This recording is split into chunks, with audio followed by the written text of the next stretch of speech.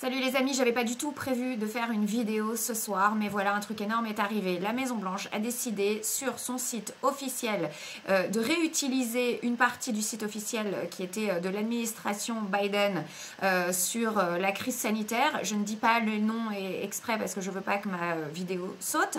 Et a transformé ce site ancien de l'administration Biden en site sur l'origine du virus, la véritable origine du virus. C'est un truc incroyable.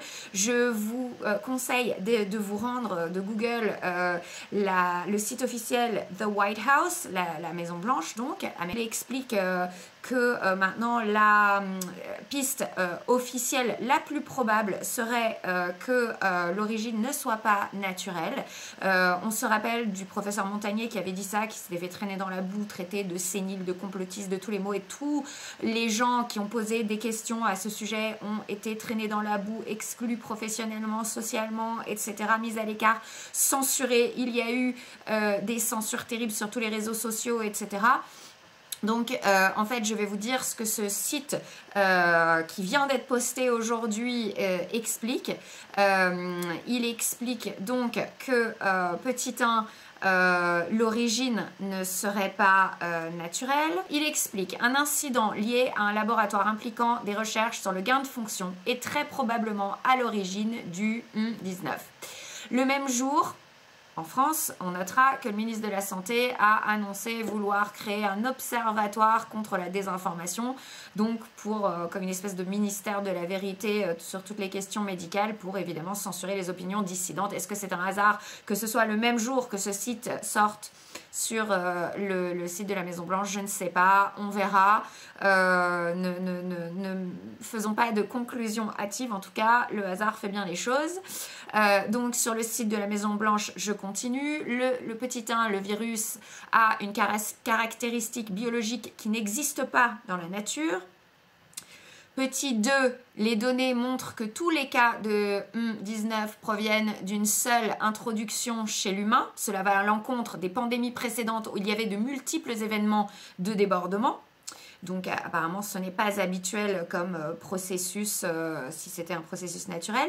Petit 3, en tout cas c'est ce que dit le site. Encore une fois, ce n'est pas mon opinion, je ne commente pas les choses scientifiques parce que j'en ai pas la capacité et j'en ai pas la légitimité. Mais en tout cas c'était inscrit sur le site officiel de la Maison Blanche. Petit 3, Wuhan abrite le principal labo de recherche sur le SRAS en Chine, qui a une histoire de conduite de recherche sur le gain de fonction, qui est une modification génétique et des renforcements d'organismes dans des niveaux de biosécurité inadéquats. Petit 4, les chercheurs de l'Institut de virologie de Wuhan étaient malades avec des symptômes semblables à ceux du à l'automne 2019, plusieurs mois avant que le ne soit découvert au marché. Le fameux marché où il y avait le pangolin. Petit 5, selon presque toutes les mesures scientifiques, s'il y avait des preuves d'une origine naturelle, elles auraient déjà émergé, mais ce n'est pas le cas. Voilà, donc c'est assez clair. En tout cas, la piste que eux donnent, c'est que, comme étant la plus probable, c'est que ce n'est pas une origine. Ça ne serait pas une origine naturelle. Évidemment, moi, je n'en sais rien. Je dis juste que pendant des années, on a traité les gens qui disaient ça de complotistes, de désinformateurs. On les a vilipendés, on les a traînés dans la boue, on les a censurés, on les a virés de leur job, on les a... enfin, tout ce qu'on sait. Et aujourd'hui, ça se trouve sur le site officiel de la première puissance mondiale. Voilà. Donc, on sait aussi, après l'émission de David Pujadas sur LCI, que l'Allemagne, surtout Angela Merkel, avait été prévenue de toutes ces informations dès 2020 et qu'ils ont étouffé ce rapport. Et voilà, donc on se demande si en France les gens étaient prévenus aussi, mais on ne le sait pas puisque tout est couvert par le secret défense des conseils de défense. Ensuite, sur le site toujours de la Maison Blanche, sur la désinformation, sur le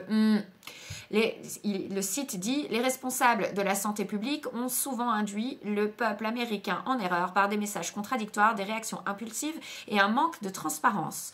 Plus gravement, le gouvernement fédéral a diabolisé les traitements alternatifs et les récits défavorables, tels que la théorie de la fuite de laboratoire, dans une tentative honteuse de contraindre et de contrôler les décisions de santé des Américains. Lorsque ces efforts ont échoué, l'administration Biden a eu recours à une censure pure et simple en collaborant avec les plus grandes entreprises de médias sociaux pour censurer toute dissidence liée au virus.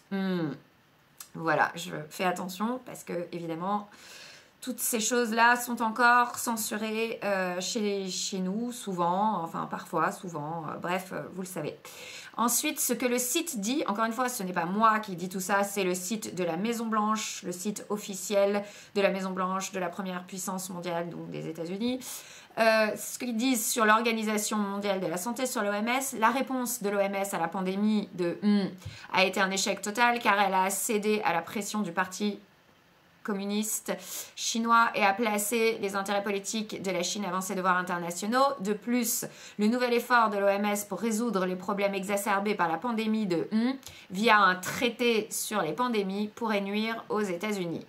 Sur la distanciation sociale, ce site, toujours la Maison-Blanche, dit la règle des 6 pieds de distance, on avait la même chose ici en mètres, qui a fermé les écoles et les petites entreprises à travers le pays, était arbitraire et non basée sur la science. Lors d'un témoignage à huis clos, le Dr Fauci a déclaré que cette directive est en quelque sorte apparue. Donc, bon.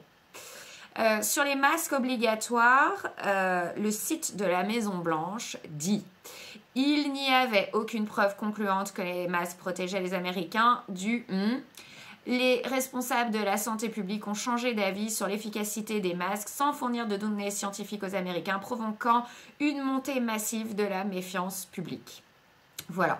Entre autres, il y a d'autres informations sur ce site. Je vous conseille vivement d'aller voir par vous-même. C'est incroyable. Personne, a priori, ne savait que tout ça allait sortir sur ce site officiel aujourd'hui. Donc, c'est incroyable. Ma conclusion, c'est quoi? C'est qu'il faut avoir du pluralisme d'opinion et de données dans le débat public. Et ce qui est complotiste un jour, ou de la désinformation un jour, ou une fake news un jour, peut être une vraie news le lendemain, une version officielle le lendemain.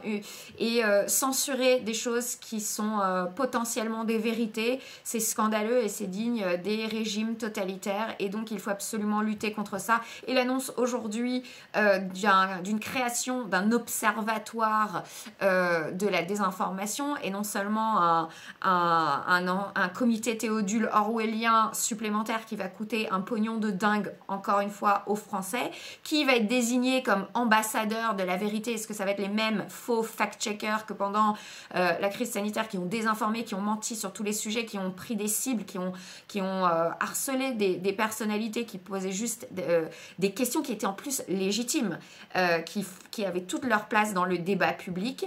Est-ce que ce seront donc les mêmes ambassadeurs de la vérité qui vont être payés à nouveau après avoir été payés par le fonds Marianne? Est-ce que cet observatoire va fournir encore de l'argent public?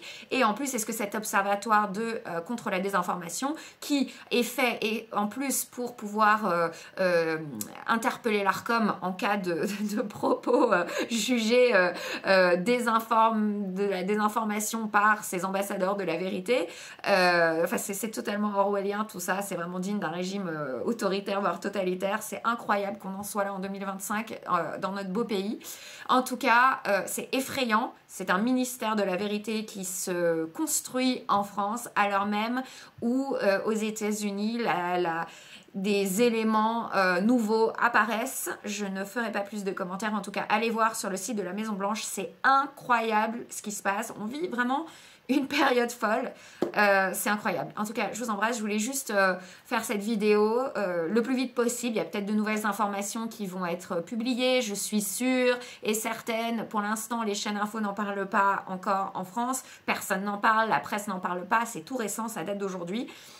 Et donc voilà, je ne doute pas qu'il y aura une contre-offensive et que les étiquettes infamantes vont fleurir et que les insultes vont fleurir. Mais voilà, il fallait que je vous en parle tout de suite parce que c'est quand même assez énorme. Ça fait 5 ans qu'on a vécu une bascule totale de nos libertés fondamentales, de tout. Et enfin, il y a des éléments qui commencent à sortir partout, évidemment pas en France. Mais on verra la suite au prochain épisode. Je vous embrasse et à bientôt.